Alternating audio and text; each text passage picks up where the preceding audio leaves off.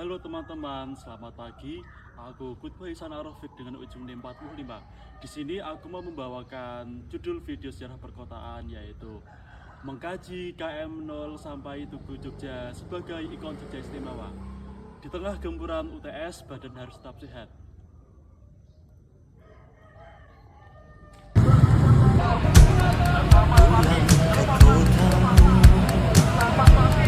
Ada setangkup haru dalam rindu,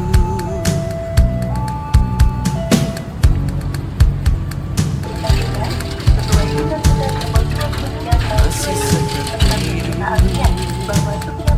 Tiap sudut menyapa bersahabat, penuh selaksamanya. Terhanyut aku akan nostalgia saat kita sering meluangkan waktu, nikmati bersama suasana Jogja.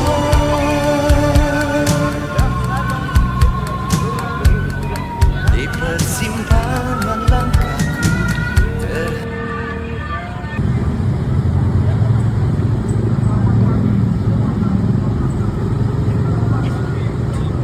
Selamat pagi teman-teman. Mengapa kembali dengan saya? Saya di sini mengambil tema kajian Tugu Jogja sampai KM 0 sebagai ikon budaya kota Jogja. Kota Jogja menjadi kota yang diidamkan oleh para orang, mulai dari ekonomi, budaya, pariwisata, pemerintahan, bahkan sampai tempat pendidikan. Kota Jogja sendiri dibagi menjadi beberapa sektor. Yang pertama, sektor pariwisata. Pariwisata mencakupi Tugu Jogja, Malioboro, Stasiun Tugu, Hotel Indah Garuda dan KM 0, ada Gedung Agung dan Benteng Frederick. Lalu untuk sektor budaya ada Keraton, Museum Sono Budoyo, Gedung Agung dan fasilitas lainnya. Di kota Jogja sendiri, sektor pemerintahan dan sektor budaya dikumpulkan menjadi satu di daerah Malioboro. Begitu juga dengan sektor ekonomi, ada Pasar Beringharjo, Pasar Ngasem dan beberapa toko lainnya.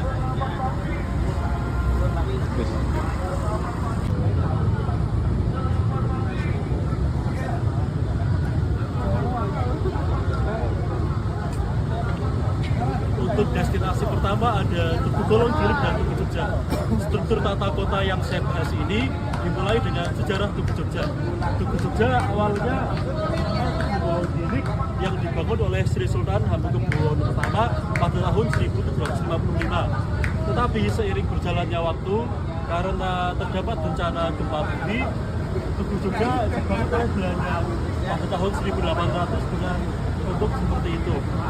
Oke, setelah itu untuk struktur tata kota sendiri, Tugu Jogja menjadi objek pertama sebagai penanda simbol pariwisata kota Jogja sekaligus simbol istimewa kota Jogja.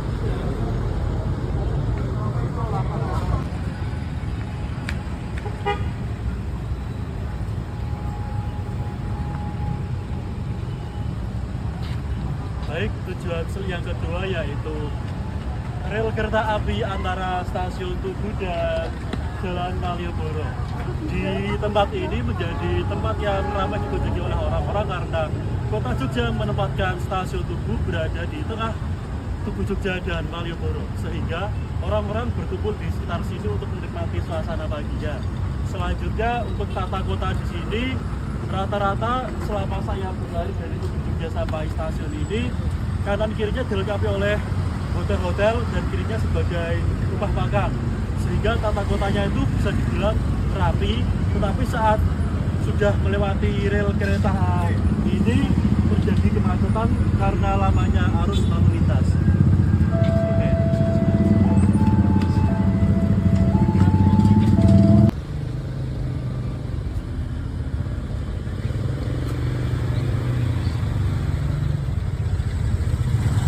Oke. Sebelum kita menuju objek yang ketiga, ada informasi tambahan. Sekarang TPA Abu Bakar Ali sudah ditutup. Otomatis tempat parkir yang dulunya teman-teman dan bapak-bapak ibu-ibu sering memarkirkan motor di sini, sekarang sudah dikasih tralis supaya tata kota di antara Tugu Jogja sampai stasiun Tugu itu tidak terjadi kemacetan, dan untuk orang-orang yang mau ke Malioboro tidak terjadi kepadatan lalu lintas. Sebagai apresiasi, pemerintah Kota Jogja telah menata TPA Abu Bakar Ali di suatu tempat yang mungkin informasi tempat selanjutnya akan diinfokan lagi.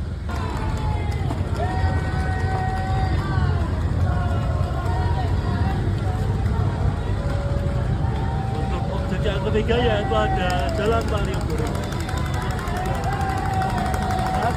Hari Minggu Malioboro itu ramenya rame sama pelari. Ini membuktikan struktur tata kota untuk Malioboro sendiri dibilang sangat ramah bagi pengendara ataupun mayoritas pariwisata, terutama pelari. Karena hari Minggu saat ini sedang ada event Car Free Day. Jadi Malioboro itu hari Minggu pagi disterilkan dari mobil-mobil dan motor supaya wisatawan itu dapat bebas untuk mengkaji Malioboro. Maksud saya hari ini untuk tata letak sendiri Malioboro dibagi menjadi beberapa bagian. Sektor pemerintahan itu nanti ada di jalan Madu Topo di sana, lalu ada kantor gubernur di sana, ada gedung agung di sana. Nanti kita akan mengkaji di sana. Oke.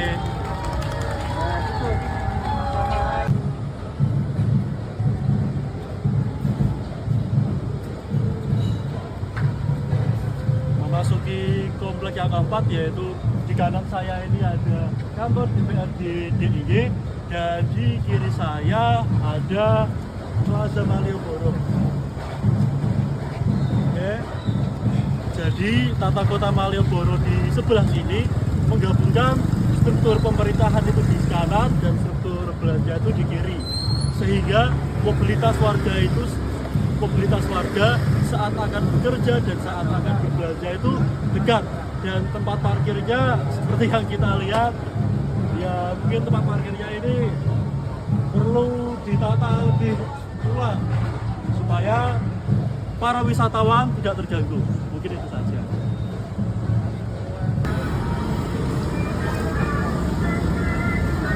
Oke, memasuki objek yang kelima atau yang terakhir, kita berada di ujung titik yaitu KM Mentol.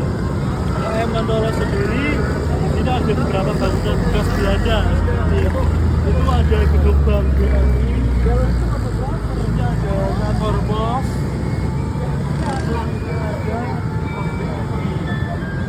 ditambah ini ada gedung angkut tapi agak kelihatan. Oke, yang masuk di sini juga ada monumen serangan umum 1 Maret 1949. Oke, pemerintah Kota Jogja mengistimewakan KM Mentol sebagai ikon wisata karena di sini yaitu sektor pariwisata, budaya, khususnya budaya peninggalan Belanda jadi satu di sini semua. Jadi dapat disimpulkan jika penataannya tuh dari Tugu Jogja sampai KM Mentol itu terbilang bagus. Untuk sektor pemerintahan sendiri sudah kita liput tadi di tengah-tengah Malioboro. Langsung di Tugu Jogja itu ada hotel-hotel sama restoran. Langsung tadi di sana ada Pasar Beringharjo, tapi tidak sempat kita liput karena hari ini bersamaan dengan event lari. Oke, jadi kesimpulannya Tugu Jogja sampai stasiun Tugu itu menjadi sektor hotel dan sektor makanan restoran. Lalu untuk ada relokasi parkir Abu Bakar Ali, yang terakhir ada Malioboro ini sebagai sektor budaya dan pariwisata serta pemerintahan. Oke, terima kasih sudah menonton dari awal sampai akhir.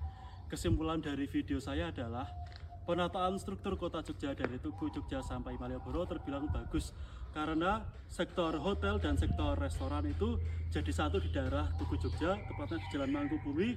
Lalu untuk sektor pemerintahan, sektor belanja dan sektor pariwisata jadi satu di Malioboro semua. Mungkin untuk tata kota sendiri minusnya hanya keterbatasan lahan yang mengakibatkan TPA Abu Bakar Ali harus digusur. Kesimpulannya, udah kata-kata dari saya, Jogja istimewa, istimewa untuk semua.